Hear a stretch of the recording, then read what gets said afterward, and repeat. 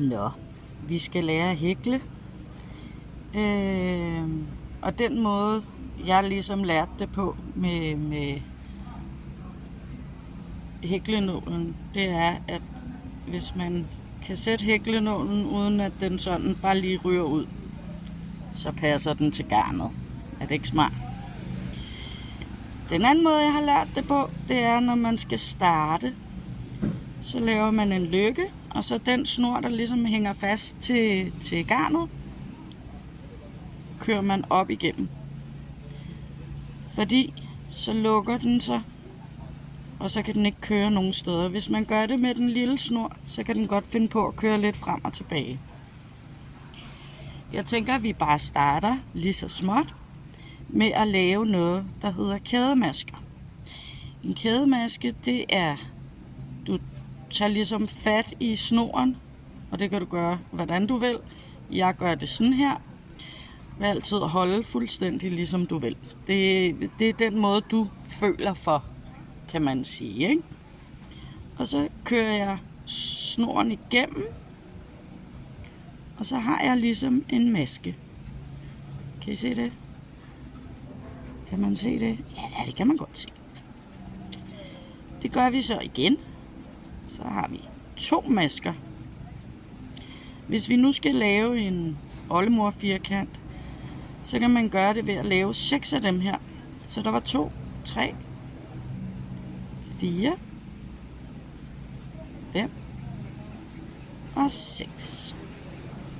Så har vi 6 V'er, hvis man kan se det. Der er 1, 2, 3, 4, 5 og 6. Nu skal vi have lavet en ring, fordi det er den, vi skal arbejde i. Så vi finder den allerførste maske, vi lavede. Det er den her nede ved knuden. Og så tager vi nålen og propper igennem. Og så fanger vi snoren igen og kører igennem. Og så skal vi også igennem den næste, den vi ligesom havde lavet først. Så har vi en ring. Kan man se det? Der er ligesom en ring her. Den skal vi ned i nu. Og den måde, jeg gør det på, for at vi ikke skal bruge alt for meget tid med en saks og en nål, så tager jeg lige og holder fast på den, vi har her. Vi skal have lavet en kædemaske mere. Så vi laver 3, 1, 2, 3. Det her, det hedder luftmasker. Ikke fordi, at I behøves at vide alle termerne, men nu lærer jeg jer det bare lige sådan. Så kan vi altid avancere det, når vi kommer længere hen. Her, der skal vi så lave det, der hedder en stangmaske. En stangmaske, det er en høj maske, så det vil sige, det der, det leger vi af en stangmaske. Så vi skal have snoren rundt om, og så skal vi faktisk ind i hullet og tage fat i snoren på den anden side af hullet og hiver igennem. Så har vi 3 lykker. Vi skal igennem de 2 første lykker. Der var 1, der var 2. Så har vi 2 lykker. De 2 lykker skal vi nu igennem. Der og der. Så har vi en stangmaske, og den der leger vi så af en stangmaske. Super smart. Vi skal have en til, så vi kører snoren rundt om nålen. Så skal vi ind igennem hullet og have fat i snoren og ud igen. Igen har vi 3, og vi skal bruge de 2 første. 1, 2. Og så skal vi bruge de 2 næste 2. 1, 2. Så ligner det lidt, at vi har 3. Nu skal vi have lavet et mellemrum, og det kan man gøre ved at lave 3 luftmasker eller 1 luftmaske. Jeg kan godt lide, at det er lidt tight, så jeg laver 2 i hjørnerne, som det her bliver. Det bliver de hjørne. Og nu skal vi lave 3 til af de her stangmasker. Så det vil sige, at vi kører snoren rundt, og det er, hvordan I nu lige synes.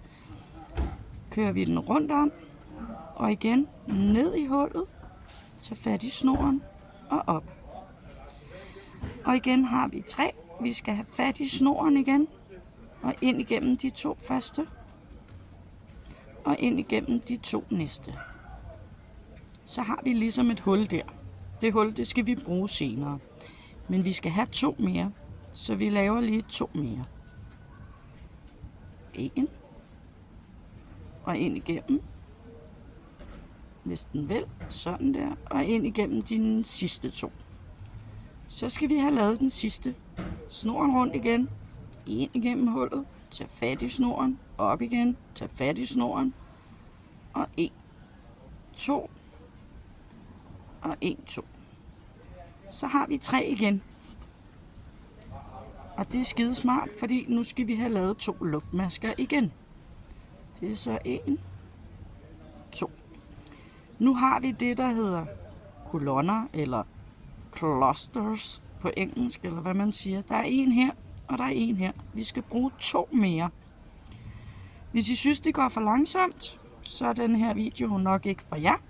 Så laver jeg nogle videoer, der er lidt mere avanceret.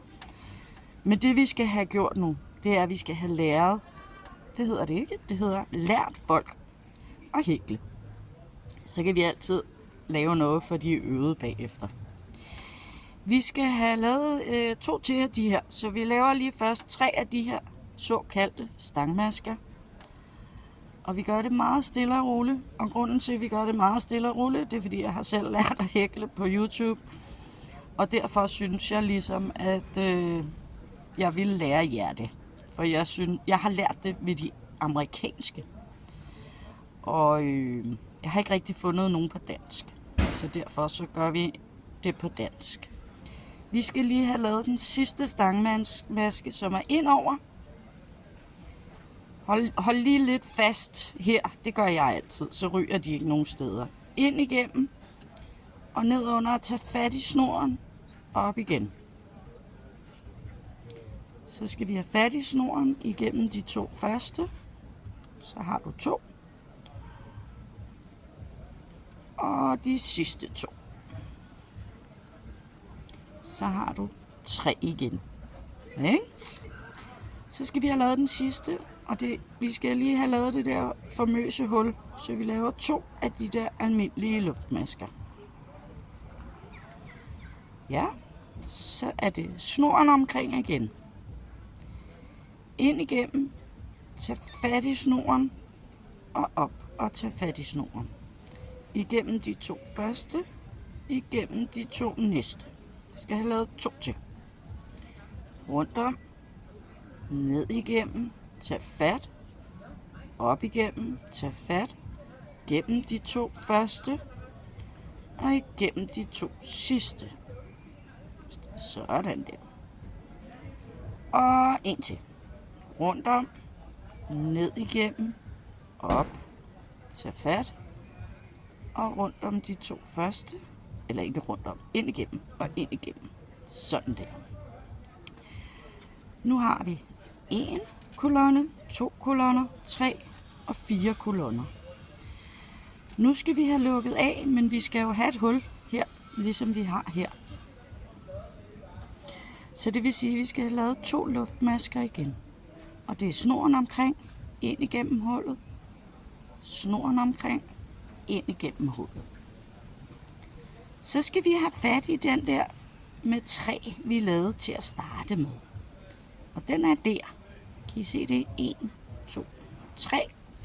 I denne her maske heroppe, der skal vi have nålen igennem. Og den kører vi igennem. Kan I se, der er sådan ligesom et V her? Kan man se det? Ja, det kan man godt. Det V skal vi ind igennem. Så vi skal ind her. Kan I se det? Der. Tag fat i snoren og hive igennem. Og så skal vi lave det, der hedder en klemmemaske. En klemmemaske, det er en maske, der ikke rigtig eksisterer, men får lukket projektet. Så det vil sige, at vi kører den bare direkte igennem vores lykke. Sådan der. Så har vi en firkant.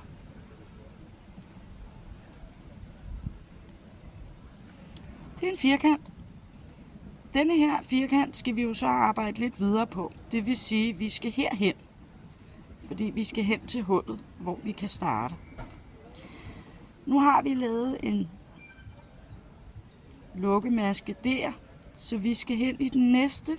I det næste V stikker vi nålen ind, tager fat i snoren, hiver igennem og igennem lykken, vi havde på selve nålen. Nu er der ikke rigtig flere, så vi skal ind i hullet. Vi går ind i hullet og tager fat igen, og igen ind igennem. Sådan der. Så er vi der, hvor vi ligesom kan begynde. Som vi gjorde i starten, så skal vi have lavet en halvstangmaske, en snyder, fordi herfra kan man ligesom ikke lave så meget. Så vi laver 3 luftmasker, det vil sige snoren rundt om og igennem, snoren rundt om og igennem, sådan der, og snoren igennem. Så har vi 3. Det leger vi er en stangmaske. Og det er jo det, der er så fedt ved hækling, det er, at man leger. Vi skal have lavet sådan en, som vi lige har lavet. Det vil sige, at vi skal have 3 stangmasker ned i denne her. Så skal vi have 2 luftmasker, for vi skal lave et hjørne. Og så skal vi have 3 mere. Så der skal være 6 i den ene med et lille hul på 2 luftmasker. Forvirringen følger, ja. Vi tager snoren rundt om, ind igennem hullet, snoren rundt om, op igennem, snoren rundt om, igennem 2 af dem, snoren rundt om og igennem de 2 sidste. Så har vi 2. En til, drej rundt om, ind igennem hullet, tag fat i snoren, op igennem, kør den igennem de 2 første, og igennem de 2 næste. Så har vi en der, så vi skal have lavet et hjørne. Jeg sidder udenfor, så der er lidt larm. Og vi laver 2 luftmasker, og så skal vi ind igennem det samme hul igen. Så vi drejer rundt om, ind igennem hullet, tag fat i snoren, og op og tag fat i snoren ovenfra. Igennem de 2 første, igennem de 2 næste, og dem skal vi have lavet 2 mere af. Sådan der, ned igennem, op og tag fat, igennem de 2 første, og igennem de 2 næste. Den sidste, rundt om, ned igennem, tag fat i snoren, op og tag fat, og igennem de 2 første, og igennem de 2 sidste. Så har vi fået lavet et hjørne. Ja. Nu skal vi over til det næste hjørne. Men vi skal jo have noget her. Så der laver vi 1 luftmaske. Så vi laver 1 luftmaske, og så hopper vi herover til hullet igen. Så vi drejer rundt om og ned i hullet, op igen, og tager fat, kør igennem de 2 første, og igennem de næste 2. Sådan der. Det ser lidt åndssvagt ud nu. Bare vent. Vi skal jo have lavet det samme, som der er her, herover. Så vi skal have lavet 2 mere. Ned, rundt om pinden, ned, tag fat, op, tag fat, igennem de 2 første, og igennem de 2 næste. En til, rundt om, ned igennem, op, tag fat, 2 første, og de 2 næste. Så skal vi have lavet hullet her, og det var 2 luftmasker. Og det var rundt om, igennem lykken, rundt om, igennem lykken. Så skal vi ned i det samme hul for at lave denne her igen. Så det er 3 stangmasker. Ned og tage fat, og tage fat om snoren igen, gennem de 2 første, igennem de 2 næste. 2 til. Rundt om, ned igennem, tag fat, op, tag fat, gennem de 2 første, og igennem de 2 næste. Sidste. Rundt om, ned igennem, op og tag fat, gennem de 2 første, og igennem de 2 næste.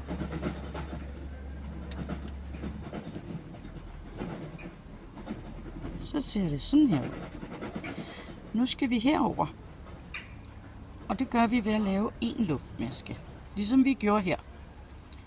Så vi siger en luftmaske, og så skal vi have lavet en ny af de her hjørner. Så det vil sige 3 stangmasker. Og så skal vi have, ja, der er både hakkebøf og bløde kartofler, kan jeg høre. Vi skal have lavet det samme som her og her. Så det vil sige 3 stangmasker, 2 luftmasker, 3 stangmasker. Lige så stille. Jeg vil helst ikke tabe jer, fordi hvis jeg taber jer på gulvet, så kommer I aldrig til at hækle igen. Fordi så tænker I bare, at det her det er noget møg, det kan jeg ikke finde ud af. Og selvfølgelig kan vi det. Rundt om, ned igennem, tag fat i snoren, op igennem, gennem de 2 første, igennem de 2 næste. Og igen. Rink, og ned igennem, og tag fat, og op, og igennem de 2 første, og igennem de 2 næste. Så er det, vi skal have lavet 2 luftmasker. Og det var at tage den rundt om, hive igennem lykken, og rundt om, og hive igennem lykken. Er I ved at forstå den? Så skal vi jo have 3 mere her i, for at det kan ligne de andre. Så vi laver 1 stangmaske. Gør det meget langsomt, så I kan følge med. Og I kan altid spole tilbage. Og igennem de 2 sidste. Vi skal have 2 mere. Okay. Sådan der. Og igennem de 2 første. Og igennem de 2 næste. Så skal vi have den sidste igennem, eller rundt om, ned igennem og tage fat, op og tage fat, og igennem de første, og igennem de næste.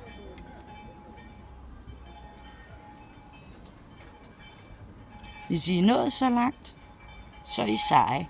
Siger det bare. Så skal vi have lavet en til jo. Så det vil sige, at vi skal have lavet et mellemrum med 1 luftmaske. Så skal vi have lavet 3 stangmasker, 2 luftmasker, 3 stangmasker. Jeg går i gang med at tage snoren rundt om, ind igennem hullet, op og tage fat, og igennem de første 2, og igennem de næste 2. Ja. Rundt om, ned igennem hullet, tag fat, op, tag fat, gennem de første 2, og igennem de næste 2. En til, rundt om, ned, tag fat, op, og tag fat, og de 2 sidste. Så skal vi have lavet hullet her, så det er jo 2 luftmasker, rundt om, igennem, rundt om og igennem. Så skal vi have lavet 3 mere i samme hul. Rundt om, ned igennem, tag fat, og op og tag fat, og igennem de første 2, og igennem de næste 2.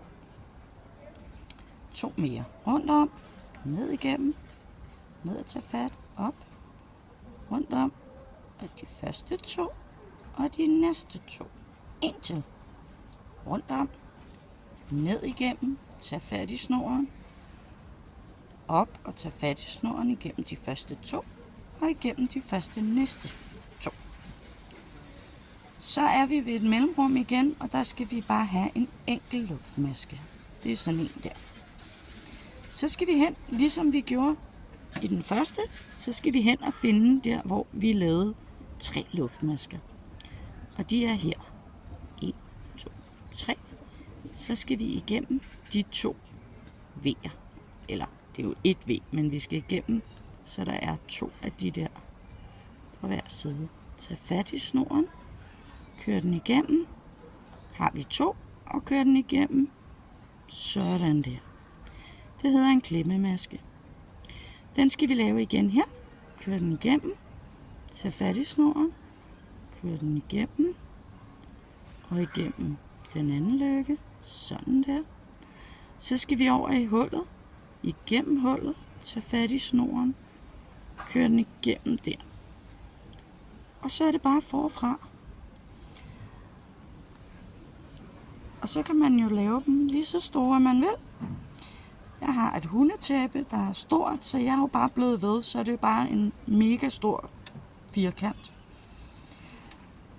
Og så kan man altid hive lidt i den. Det var den nemme måde at lave en oldemor firkant på. Hvis I har nogle spørgsmål, så endelig stil et spørgsmål. Jeg skal tage det op, og så kan vi snakke om det, og jeg kan lære jer. Starter lige med det nemme først. Ikke? Så kan vi altid gå ud og være totalt avanceret bagefter. Jeg tænker, at det var den første video. Og tak fordi at I så med, lyttede med. I må meget gerne trykke på knapperne, synes godt om, eller hvad det hedder, tommelfingeren.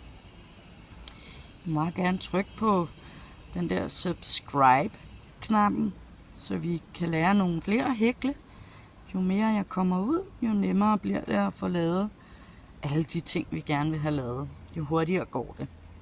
Skriv, hvad I vil lære næste gang, så viser jeg det og forklarer det. Og ellers så tusind tak, fordi I gad at så med. Kan I have en dejlig dag.